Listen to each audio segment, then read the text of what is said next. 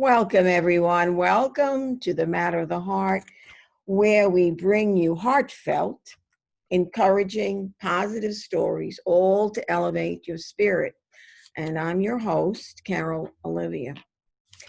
I wonder, listeners, did you ever think that words have power? We're always talking, speaking, but do they have power?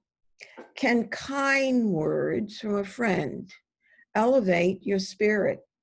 And how can humor shift your mindset so that you look at your life differently? And how can a doctor, a physician, nurture you with positive, encouraging words when you are in a health crisis? And does the word hope from a doctor versus a statistic from a doctor comfort you more with challenging health issues? Our guest for the show is Dr. Bernie Siegel. Dr. Siegel, or Bernie, is a retired surgeon. He is the author of the worldwide best-selling book, Love, Medicine, and Miracles, 365 Prescriptions for the Soul, which I highly recommend you to just open up any page, any day, and read the beautiful messages and the wisdom of the messages. How to live between office visits, peace, love, and healing, but so much more. And I know Bernie's coming out with a couple of more books in the near future, but all of his published books are on www.berniesiegelmd.com. Bernie, the power of words. Yes, ma'am. Years ago, when our kids were in grade school, one of them walked in the door carrying this canvas, on a frame.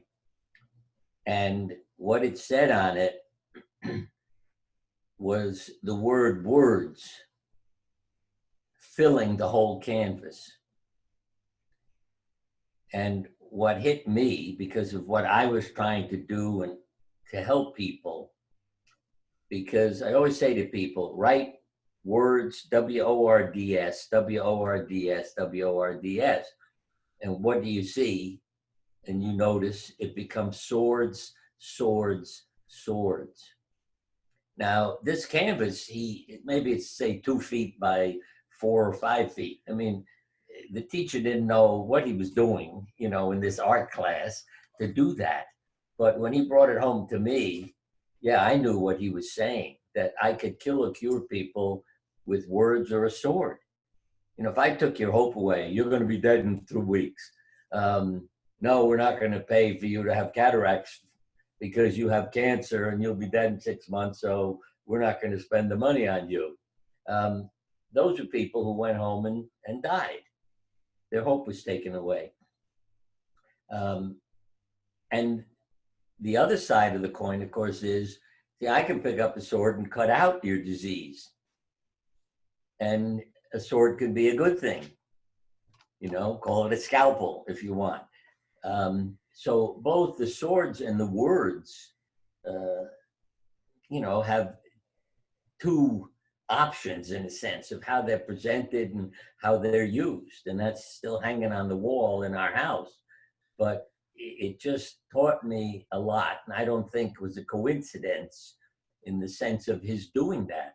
I think it was part of the consciousness of our lives and our families for that child to do that.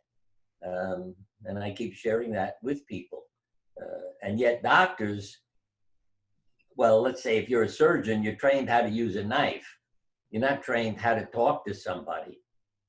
We don't have a class that says this is how you should tell a patient, because there's a form that we get when we're medical students to learn. Say, what's your chief complaint? What's your present illness? What's your past history? What's your family history? What are you allergic to? What diseases? It's just information. It's never, see, your chief complaint doesn't tell me about your life. You could say, my back hurts. or I have breast cancer. But that doesn't tell me about you and your life. And the present illness also is, I felt a lump 3 months ago. Then I went, that's like history. But as Jung said, it's not the patient's story. And the way he put it was, a diagnosis helps the doctor, but it doesn't help the patient. For there, the key thing is the story, and it alone shows human background and human suffering. And only at that point can the doctor's therapy begin to operate.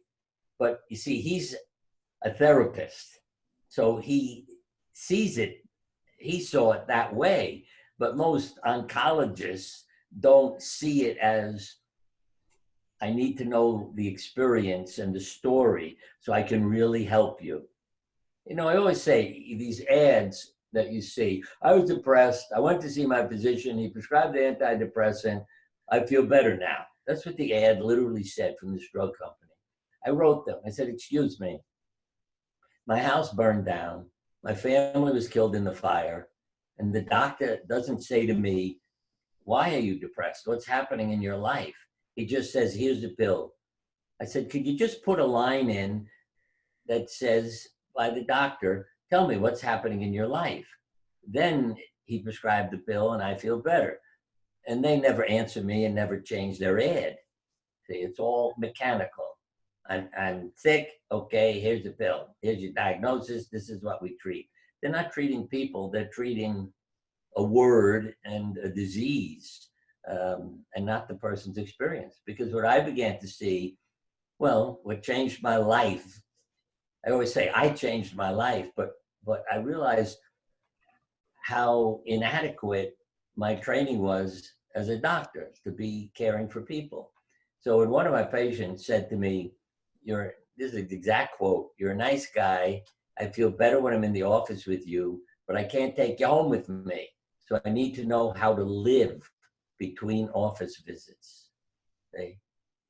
And what I found was, of course, and the patients are the ones who taught me about how to live, but that if you taught them how to live, they didn't die when they were supposed to. Because what was happening is, and again, psychiatrists, I'll explain this in a minute, know more about this than the medical doctor. Because what I learned was there's a pattern to people who exceed expectations. And again, if you your disease disappears and nobody can explain it, do we give you any credit? No, we call it a spontaneous remission. But I learned it's not spontaneous. It's you going home to enjoy the time you have left in your life and noticing that you're not dead when you're supposed to because you're enjoying your life. I mean, I have quotes from people who one letter ends with, I didn't die, now I'm so busy, I'm killing myself. Help, where do I go from here? Another, when I called to say, how come I wasn't invited to the funeral? The guy I thought who died hadn't died. He answered the phone. Oh, it was so beautiful here, I forgot to die, because he moved across the country to where he wanted to be when he died. Buying a house on the ocean, getting a dog.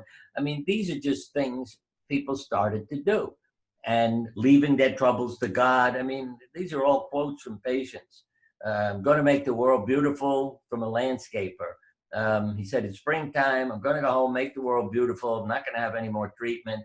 So when I die, I leave a beautiful world. He lived to 91 and became my teacher. I'm laughing because 6 years later, he showed up in the office and I said to the nurse, you must have given me the wrong chart. He's dead. And she said, open the door. So I opened the door and there sat John. I have a hernia from lifting boulders in my landscape business. He never died. And part of why he was going to die is he was retiring. He was losing meaning to his life. And that's what you find, not just psychiatrists knowing, but poets and authors, because they watch life and then they write about it. About cancer, W.H. Auden. Childless women get it, and men when they retire. It's as if there had to be an outlet for their foiled creative fire. It's a poem called Miss G. And I can tell you, in our cemetery, because I walk the dogs there at times, There are two stones, a husband and a wife. The husband stone talks about all the wonderful colleges he went to, you know, like Yale and Harvard and all this, and about the businesses he ran. And then it says retired. A year later, he's in the ground. Interesting. His wife outlived him by decades. Right, right. There isn't a damn thing on her stone about what a wonderful person she was and all the things she did and where she went to college and, you know, what a wonderful mother. Nothing. Just Mrs. So-and-so, born, died, and she outlives him by decades. Why? Because, yeah, the women are into relationships. I mean, I've had guys sitting in my office with their family sitting next to them. And they said, there's no point in living. This is more than once from men. Exact quote. There's no point in living. I can't work anymore. And I would say, excuse me, what? Look to your left. I think there are 5 reasons there. Because he had his wife and children sitting in the room. And then I look, it was like I'd taken a mallet and hit him in the head, you know, that there's something more to life than going to work. And Right. it's sad. You know, I've had a lot of children when they're going through an illness, complain that their father doesn't pay any attention, is busy working, busy not helping them. Yeah. Oh, that's a good one. So these words obviously are so powerful for healing, Bernie. What does the healing, how does it affect the immune system then? A doctor that's really not even thinking about the word statistic, somebody has, we'll say, stage 4 cancer, but is simply encouraging them. What is that doing? Well, in many ways, Monday, I always say, explains it all. We have more heart attacks, strokes, suicides, and illnesses on Monday. So you wake up Monday morning saying, oh, hell, I got to go to work. I hate it. I mean, I'm so tired of this. Yeah, my feeling is your body does you a favor. Say, well, I'll have a heart attack, and then you don't have to go to work for a while. I mean, your body isn't really thinking in that way that I'll do you a favor, but it's saying you don't like life. So what happens? Immune function goes down, stress hormone levels go up. Let me say it in a simpler way. There was a student down in Florida who told his professor for his, graduation thesis, he wanted to do a study of emotions and body hormonal changes in immune function. And his professor said, what difference will it make? But he said, well, I'd like to do it with some actors and see what happens. So the professor said, all right, I think it's a waste of time, but go ahead. So he got a couple of actors, male and a female. He gave them 2 scripts. And one was a comedy, and the other was a tragedy where the man murdered her husband. And they read the scripts. And he drew their blood while they were participating in the script reading. And of course, what he found was the comedy, immune function went up, stress hormone levels went down. The tragedy was the opposite. Stress hormone levels up, immune function down. So again, you see that this is not just about feelings, it's about your chemistry, your body, the message it's getting. See, identical twins, if it were just due to your genes, well, they should get sick the same week. Right. Right. But when one kid, and if you ask an audience, you say, I got identical twins, who's more likely to get breast cancer? The sweet little girl who's always making mommy and daddy happy, or the little independent kid who's doing her thing and doesn't worry about whether the parents are happy. And everybody votes for the independent kid, see, because she's taking care of herself, and the other one is giving up her life to make mommy and daddy happy. And so this is a big part of it. I mean, we're all mortal, we're all gonna die. This is not about guilt. See, if you get sick, oh, it's my fault. I didn't say that. It's that we participate in our health. You see, women with the same cancers as men live longer. Again, it's back to relationships. I can't die till you're all married and out of the house, versus I can't work anymore. So the women have more reasons to be alive, and that changes them and their chemistry. But again, as I say, it's not about blaming people. It's about getting them to look at their lives. You know, why it's hard to not keep telling stories. Your parents want you to be a lawyer. See, he who seeks to save his life will lose it. What is that saying? You are losing your life to make your parents happy and not be rejected by them. You become a lawyer. Years later, you develop cancer. Right, right, What do right. you do? You become what you wanted to become. Right. Your parents didn't want you. You become a violinist and you get a job in an orchestra. And a few years later, you notice, I didn't die, you know? Right. And why? Because you really started to live playing the violin and enjoying yourself. And let me just add one more quote from someone with AIDS who expected to die. And she said, and this is years ago before treatment and so forth. She said, I put a sign on my refrigerator. When you live in your heart, magic happens. Oh, that's beautiful. Yeah, That's a simple. And of course, she didn't die when she was supposed to either. live in your heart. You see, there were people who went from HIV positive to Right. negative. Right. Even when in prison, because I was helping a lot of prisoners, it was when they started helping other prisoners and not just thinking about themselves, they noticed they benefited because their immune function was stimulated. Their life had meaning. And that's what we have to realize, that when there's meaning in your life, your body tries to keep you here as long as it can. And when you get tired of your body, as I say, yeah, there's a time when we all need to leave, when it isn't fun being in it. You know, if it ages and you've got problems, fine. You can say enough is enough, and I'll turn off the switch and I'll be perfect again and leave my body. You know, that's interesting about the lawyer. Bernie, I can't help but think that that quote, that disease was really not so much to me a disease, but a big, almost like a messenger, a Yes. lesson for him to really be exactly who he is. It was almost like a blessing or a salvation. Yeah. Let me some more quotes. That one day I was sitting on a stage with Louise Hay helping people with AIDS, and a young woman in the audience got up and said that she had an autoimmune disease. And Louise interrupted her immediately and said, who do you need to express anger at? And she immediately answered, my mother. And that surprised me, you know, where that question came from, the quick response.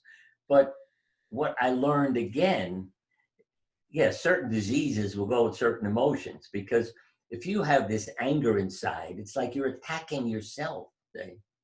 And I met this woman, she started coming to my office, who had what's called scleroderma, where your skin hardens and your internal organs all harden. And she told me about her life, and she had alcoholic parents. They literally told their children to commit suicide, that they didn't love them enough to care. The parents committed suicide. And she said, I'm the only one in my family who survived, because when I tried to commit suicide, I didn't do it right. My parents were mad at me. Now, I didn't know, you know, have any magic to provide her. But what I realized was, by listening to her, I let her get her rage and anger out. Right, right. Wasn't impressed. Sat and listened to her scream and rant and rave. And at times I got fed up with it, you know, just saying to her, you know, why all you do is come in and scream and yell. But I began to realize it's emptying her out, letting it come, and then she'll know. And this is a quote from her eventually.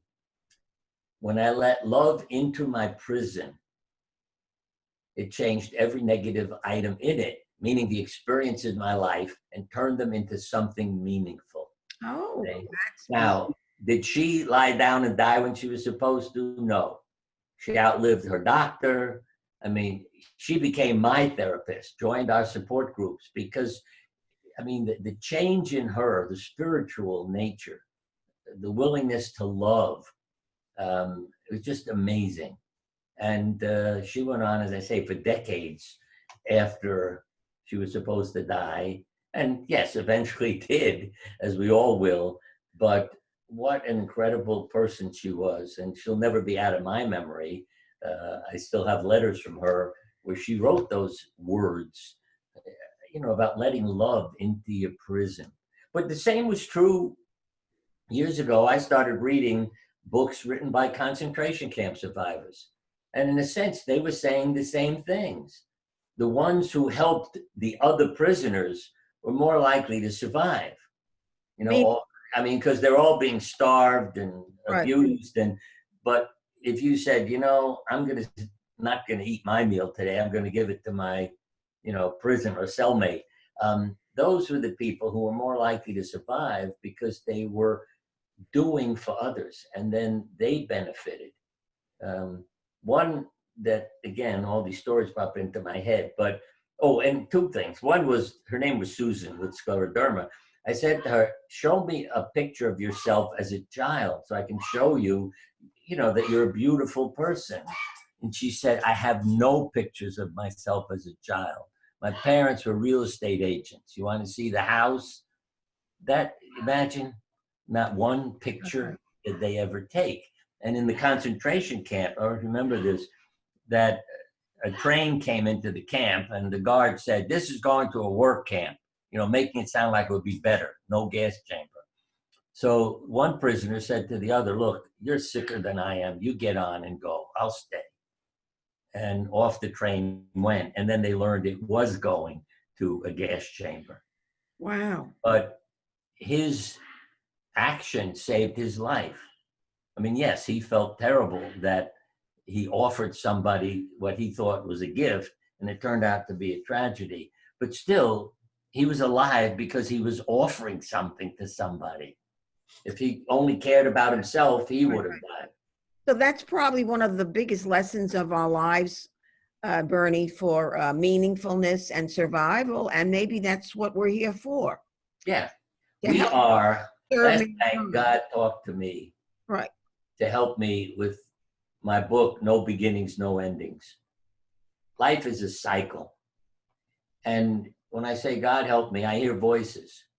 And the basic message was, if you think of a definition of God, mine is not some person sitting somewhere, but loving, intelligent, conscious energy. All those things are necessary for creation. Okay? I mean, none of what we experience could have been created if there wasn't intelligence behind it, and love, and energy. And what God told me is, every time a creature's born, I insert a part of myself into that creature. So you have the loving, intelligent, conscious energy in you, and I'm looking for you to be my instrument and my tool and help spread that around the world. So for me, that's my definition of God. And if you bring forth what is within you, what you bring forth will save you. If you do not bring forth what is within you, what you don't bring forth will destroy you. So to me, what is satanic? It's not bringing those gifts forth and helping the world and other people. Then you become, as they say, like the devil, and your twin sister could be an angel because of what she's doing, and you're only interested in yourself and storing up all this, so you become the devil. And to me, that's how I now define it. And what we all need, and let me say this, why I say it's a circle, because when our body dies, think of the description. I had a near-death experience when I was 4 years old, so I know it. But choking on a toy, so people understand. But when people say, oh, I had a near-death experience and I went back to this beautiful light and, all the things, and that they met, dead family members and things like that, especially when it happens to children and they come back and tell their parents all these incredible things. But what happens then? You go back to the loving, intelligent energy, become part of it. And that when another person is born in the future, or even an animal, you can become a part of their consciousness. And that's why we talk about past lives. You have an awareness of a past life. I'm not saying that it's you having 17 different lives. It's the consciousness, because we are not our bodies. You realize that when you leave your body. When I would talk about almost choking to death in my bed with a toy, I talked about the kid lying on the bed. And I used to think, why didn't you say me? Because instinctively as a child, I felt that wasn't me. That was a body dying, not me. And then you realize, what we all need to understand, that the body is our instrument, our tool. Some of them are defective and not working right, but it's, again, how you use it. I mean, think of Helen Keller. She's deaf and blind. Right. Why don't you just go and die and stop? No, she teaches the world, graduates from college, incredible. And she was, you said, if God put these things in us, she didn't say there's guilt involved. It isn't that God gave me an illness, but she looked at it more as discipline, as teaching, to learn from her troubles, rather than the satanic approach of, you're an evil person, so God gave you all these troubles, all these diseases. If you were a good person, God wouldn't. No, it's, God isn't sitting around picking people out. Disease is a loss of health. So just what we talked about in the beginning, you have a self-destructive life, knocking yourself out to please everybody and be a good girl or a good boy, and you get sick. You lost your health. And what does the doctor and your family need to do? Help you find what you've lost. Right. That came from Maimonides, I think 900 or more years ago, when he said, disease is not punishment, it's a loss of health. And the Bible says, if you find what your neighbor lost, return it to them. So we should be helping people find their health and their authentic life. Right.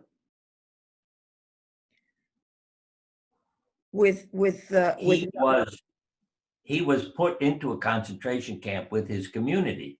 Mm-hmm. And of course, he has people with heart disease, diabetes, cancer, all these things. And he expected everybody's just going to end up dying. We can't do anything for them. They were all told if they didn't work in this camp that they were in, they would not be fed, or they would just be assassinated. And he said he couldn't believe what he saw happening.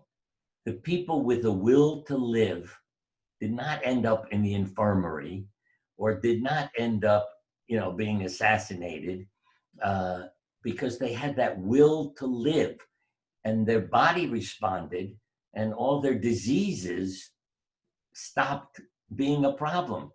They didn't need to be treated. They survived. And, for a doctor to write that, because now he's seeing it in front of him. Years ago, if I gave him that lecture saying, he said, oh, that's crazy. That's not scientific. What are you talking about? And I've had doctors write to me and say, I apologize for what I used to think of you. And what they were saying was somebody in their family got sick, and now they were seeing the benefits of what I had to teach and say. So suddenly they're saying, hey, I'm sorry for what I used to think about you and say, because I see what you're talking about now, because I'm living the experience. And I really, if I ran medical schools, I wouldn't let anybody graduate without spending a week in the hospital. And you don't have to be sick, if you know what I mean. I would say to every medical student, we're putting you in the hospital. We're telling people you have some terrible disease, and let's see how they treat you, and what you learn from it. And I know from spending a week or so in the hospital, I became a different doctor because I realized what the patients were going through. You became empathetic to them. Yeah. You felt Yeah, you start to listen. right, Yeah. right. Yeah, I used to have medical students come to work with me because they were interested in my approach and mind, body, and so forth. And I always remember walking out of a patient's room, and this is what was so wonderful. I had a third person who could observe my interaction. And this young man said to me, "You didn't answer her question." I said, "What are you talking about?" He said, "The question she asked you, you didn't really answer it." I said, "Then let's go back in the room." And we go back in, and I said, "He tells me I didn't answer your question."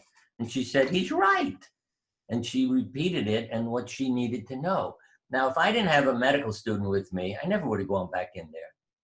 And I wouldn't have answered my patient's question.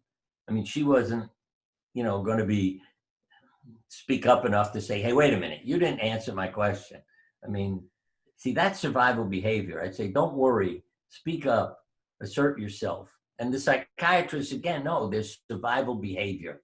See, because when they're caring for people with life-threatening illnesses and they exceed expectations, they realize there's a certain personality to these people. And one more, I sent articles about my work to a medical journal of talking about dreams, drawings, personality, survival. And it came back saying, "It's interesting, but isn't appropriate for our journal." So I sent it to a psychiatric journal. Came back again. It said, "This is appropriate, but it isn't interesting. We know all this." See, to me, that's tragic.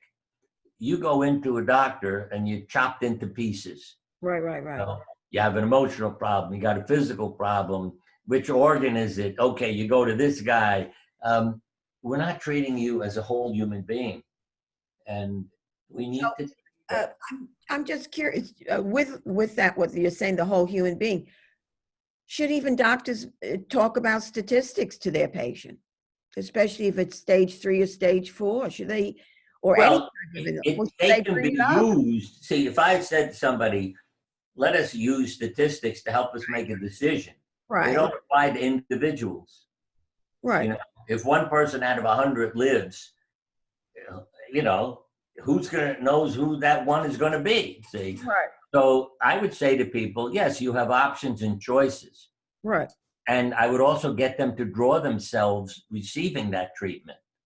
See, that's where the wisdom comes out. Right. And literally, when a woman drew the devil giving her poison as receiving chemotherapy, hey, don't go. You'll have every side effect in the book. Right. The lady draws herself alone in an operating room, a black box, a black table. She's lying on it. Don't have surgery. But when they say, "Well, I want to go ahead with that," all right, then we have to change your concept. So Right. I would tell them, go home, picture yourself going to the doctor, receiving treatment, no side effects, doing beautifully, and repeat this every day for a couple of weeks. Then they come back and they draw a picture and it's totally different. And then I don't worry about them going because literally, and I don't make up any story I tell you. I got a doctor's walking down the hall. He came to me. He said, "I'm feeling very upset." I said, "What's the matter?" He said, "I'm, radiation therapist, and I just did my routine checkup of the machine to make sure everything's in order. And I realized when they repaired it a month ago, they did not put back the radioactive material. So I haven't treated anyone for a month. I feel horrible." I said, "Are you stupid?" He said, "No, I'm not stupid. What are you asking me that for? How come you didn't know you weren't treating people?" I said, "Did it ever occur to you that they were all acting as if they were because that's what you told them?" He almost fainted. "Oh my God, you're right. I thought he was going to fall on the floor." Now, the other side of the coin, see, about our mind. When I always talk about Siegel's crazy patients, I get a call from another radiation therapist. "Hey, Bernie, what? I have a patient here who doesn't have any reaction to radiation. So I thought the machine was broken until I saw your name in her chart. then I knew it was one of your crazy patients. So I went into her and I said, how come you have no reaction to radiation? She said, I get out of the way and I let it go to my tumor. Those are Oh, her exact words. See? And very that's what changed the nature of the doctors who used to think I was a nutcase, with these people, giving them false hope. Yeah, can you imagine a doctor telling me you're giving your patients false hope? I said, what the hell is false hope? If I buy a lottery ticket, it's not false hope. I could win. The odds are not good, but it's possible. right. The But they're positive, not seeing it that way. Yeah. right? The And positive, all they're seeing is the negative side right? and statistics, Right. and that kills people They're, because they're treating they're treating the statistic right. rather than the human being. Yeah, because again, a lot of the doctors are feeling guilty if I can't cure them, if I this, if I that, and we're not trained. The suicide rate in doctors is higher than the general population. See, why? Because of how we are trained and how we don't deal with our emotions or feelings or anything else. Right. So, I felt like a failure. I have journals. I'm reading it now, like the 365 next to it, 1996 things I wrote in a journal. And one of the things that helped me was my wife. She was my therapist because I forgot to hide it one night and she saw it on my desk and opened it. She said, there's nothing funny in your journal. I said, my life isn't funny. And then she told me funny stories that I would come home and tell the family that had happened in the hospital. Mm. See? But I never put that in a journal. It never stayed with me. It's the pain that stayed with me.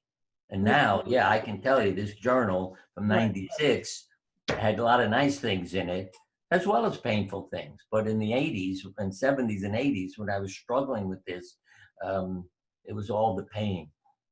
And doctors need to have help. And the patients can help you too. It's okay to say, I need a hug. Yeah. Right. And they'll give you a hug, and then everybody feels better. Comforting words and Yeah. just you said hugs, the feeling, the heart connection. Yeah. I think that's very And to ask for what you need. right, and always to look at the rainbow behind the clouds. See, the rainbow is harmony. It's Right, interesting you mentioned that because in Solzhenitsyn's book, Cancer Ward, he describes self-induced healing. right, Here is an author, and look at the term he uses, self-induced, not spontaneous. And he said the symbol was a rainbow-colored butterfly flooded out of the great open book where these men in the hospital, saw that. And the rainbow is your life in order. The butterfly is transformation. And it can be a struggle to get out of a cocoon, but it's all the stories I was telling you when people said, okay, I'm moving, I'm changing my job, I'm this, I'm that. Yeah, they were the, in the cocoon, the caterpillar, and they busted out and became the rainbow colored butterfly with a harmony in their life and the extended life. so that's probably one of the many wisdoms of life. Bernie and Liz is balance. Yeah, Always remember, how nature works and the butterfly transformation. We're always transforming. right.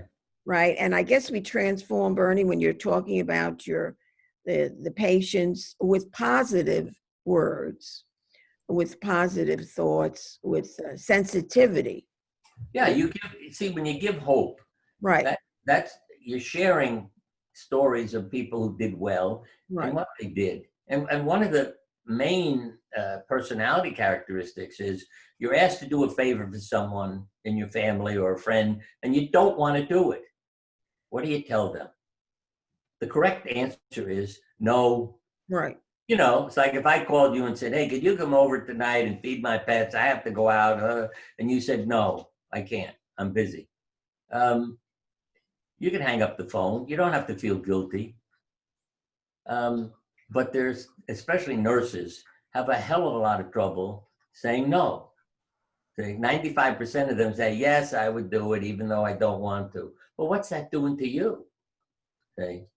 So you learn to say no, and you learn to ask for help too. See, because if you can say no, you can ask your friends and family for help. And if they say no, that's all right. You understand. It doesn't Right. mean they don't love you.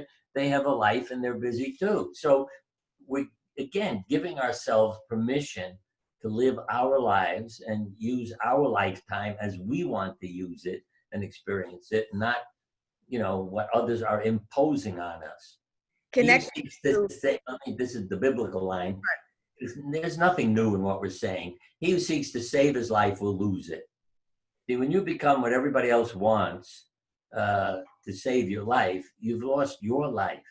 But he who's willing to lose his life will save it. So when you become the untrue self, lose that life and find the true life and save yourself. your self-identity that was given to you at the time of creation, Right. you know? Yeah. Um, uh, You might say, with the gift God gave you right, to perform in your manner, in your way. right. Gifts And and we can learn from others. It doesn't mean that there aren't some wonderful teachers, a Mother Teresa, as I said, a Helen Keller. I mean, there's so many people who have devoted their lives to loving others. And what a wonderful life they have right. And I because, think that's one of the missions of our lives, yeah. Bernie and listeners, as you know, Bernie, is to be compassionate with others in struggling situations and non-struggling situations, to understand their heart and their stories, to understand and respect their stories. I had a woman come up from North Carolina, um, because her relative, when she told her relative who lived up here in Connecticut that she was told she'd be dead in a few months and don't even bother to go to the hospital for therapy because you'll just feel worse for the last 2 months of your life. She said, "Oh, Dr. Siegel makes people well. Come up here." And I learned about this when she shows up. Turns out she had leukemia, and I explained to her, I'm a surgeon, so I'm not treating leukemia, but I put her in the hospital and had my oncologist friend go over to see her. And he said, exact quote from him, "Bernie, I agree with her doctor. There's about 2 months to live, but I know you and your crazy patients, so I'll give her hope." He wrote that out on a note and, left it for me. Then he started treating her, and she left the hospital and started going to his office. And I would get a note every week from him. Doing well, doing very well. By the time 6 weeks was up, in complete remission. And then his sense of humor. Isn't chemotherapy wonderful? Because his first note was, I agree with her doctor, but I'll give her hope. And I used to be criticized for giving false hope. But he learned hope is real. So 6 weeks later, she's in complete remission, going home. And I told her, go drive your doctor crazy. If you see him in town, make sure you walk up to him and say, hello, remember me? Yeah. Beautiful, Bernie. For the closing of the show, Bernie, what's your I don't like to use the word definition, your insight into the word hope?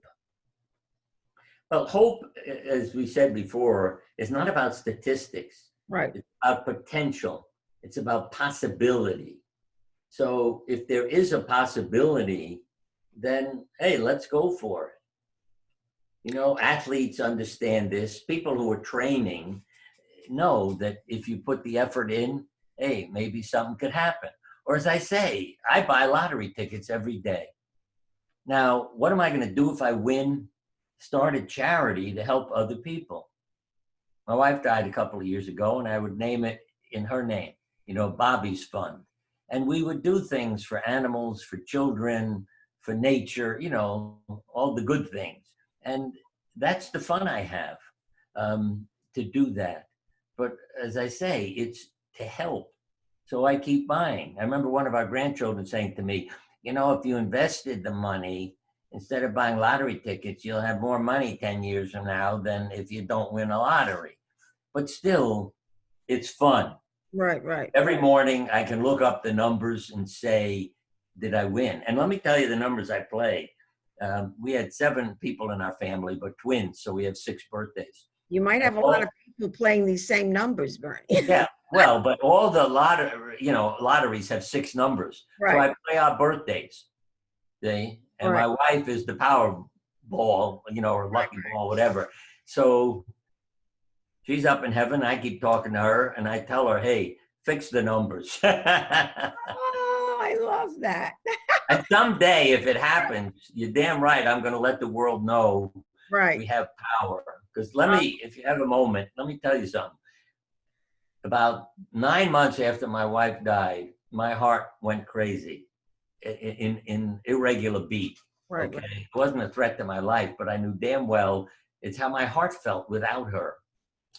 I go to the hospital, and she was born on 9/9. I walk in the emergency room. What do I hear them say? Put him in room 9. The next day, we have a room upstairs for you. I go up there. What's the number of the room? 819. And 8 is a new beginning. So I knew my wife was saying, you'll be fine.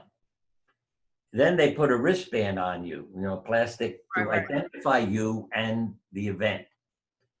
The number for me that's on every one is an 8 again. Then there are 2 9s, 2 3s, and 2 6s. So everything adds up to 9 again. And the other one also would have things like 2 7, 2 7, 4, 5. I've saved all of them. Every single one can add it up to 9. And let me tell you something else that's really weird. Our phone number is 203. Probably shouldn't say this. No, you're going to get too many. All right, but I won't tell you the exact order. Okay. But I said she had 3 children and twins, so we're in the 203 zone. Now the other numbers add up to our wedding day, 7/11, and our 6s and 3s, so they add up to 2 9s again. So every single number, even in our telephone, is like something symbolic. And I never thought about that before until I began to find what I call pennies from heaven, and a dime and a penny, because we're married on the 11th. 5 times after my wife died, I found a dime and a penny in all kinds of bizarre places. Cleaning out a bird bath in our yard, a dime and a penny in the bottom of it. Those are some of and so all our kids, look for signs that we don't lose each other completely. We lose, the body of the person, but the consciousness is still communicating. Yeah. It's always, well, we're going to look forward to your upcoming books. Okay. And I'm sure you'll be back on the show speaking about them. But you won't let me not come back. You'll be back in January, Bernie. I'll be back. Yeah. Right? Yes. What wisdom from Dr. Bernie Siegel. Really amazing. Totally amazing, the depth of his knowledge. And let me say to people, try to live the sermon. I mean, I may not be a perfect human being, so I know to apologize if I don't behave properly, but I try to live the sermon, so people know I'm sincere, not just preaching. That makes sense. The words of the sermon. Yeah. Bernie. Yeah, no, that's beautiful. Yeah. Really, and what are you like to tell us the words? No, it's, living and loving. Living and loving. Like I often say to people, if you don't know how to behave, ask yourself, what would Lassie do? Right. Now, you can say, what would Jesus do? What would Bernie do? Right. What Jesus. Then focus on that and live that message. Living and loving and helping mankind. Yeah. So when I don't like how I behave, I say, I'm sorry. Right. People appreciate that. Be truthful for one's words. The power of the words. This was in my book, 365. I found it very helpful because I keep reading and rereading it because I don't remember 365 things that I wrote. Give what you want. Oh, that be truthful. What a sentence that is. Give Love what you that. want. Oh, Because I have given things to people that right, they have never returned to me. And I right, used to be aggravated by that. right. Oh, you lend them money, you do things for them, and they never return what they said they would. But if you keep being bitter and resentful, who are you hurting? Right. So I've learned to give what I want, and then I'm free from the problem. I mean, let me give you a simple example, because my wife and I were in a hotel and the room was robbed, and the person opened it with a key. So I know it probably was somebody who cleaned the room, gave a key to somebody they knew who came and stole things. And it was right about this time of the year, between Thanksgiving and Christmas. And I just used to get up so damn bitter, because I remember this guy standing in the hallway of the hotel, and I thought, how weird. Why does somebody just, Right. and we get in the elevator and then he robs us. So I knew him, and I could picture him, and I wished I was back there, get even. And then I realized, you're robbing yourself. Look how you're spending your time. And then Christmas came, and I love what popped into my head. Oh, he stole things from us, but now he's buying wonderful gifts for his children that he couldn't have afforded otherwise. I Oh, suddenly literally found myself smiling, thinking, what a lovely thing we did for him and his family. oh, that's it. Very From interesting. then on, I Right. was never resentful for the fact that he robbed things, you Interesting. know? Yeah, now you could say, well, maybe he went and bought drugs. Yeah, but that's not what helped me and changed Right. me. You turn it around into a Yeah. positive. So give what you want, Right. and you'll have a wonderful life. That's beautiful. Thank you, Bernie, so very much for your wisdom and your wonderful healing stories that we'll all remember and cherish. And Right. Yeah, the only way to be immortal is to love someone. right. So the stories we share, the love we share, that stays with people. They don't forget you. Right. That's beautiful. And Khalil Gibran said, love has no other desire than to fulfill itself. Right. You know? Yeah. It's a wonderful way Right. to put it. That's Thank why I say it's like God giving us loving, intelligent, conscious energy Yeah, and to I love that fulfill the concept. meaning of creation. Yeah. I love that concept. I really do. Thank you. Beautiful. Thanks, Dr. Bernie Siegel. Bernie, thank you so All much. right. We Thank all you. appreciate you. Thanks, Bernie. Thank you so much. You've It been made listening. me hungry, all the energy that goes into this hour. I'm going to eat Thank some you. too. That's cute. You've been listening to The Matter of the Heart with Dr. Bernie Siegel. And I've been your host, Carol Olivia. And always thanks so much for listening.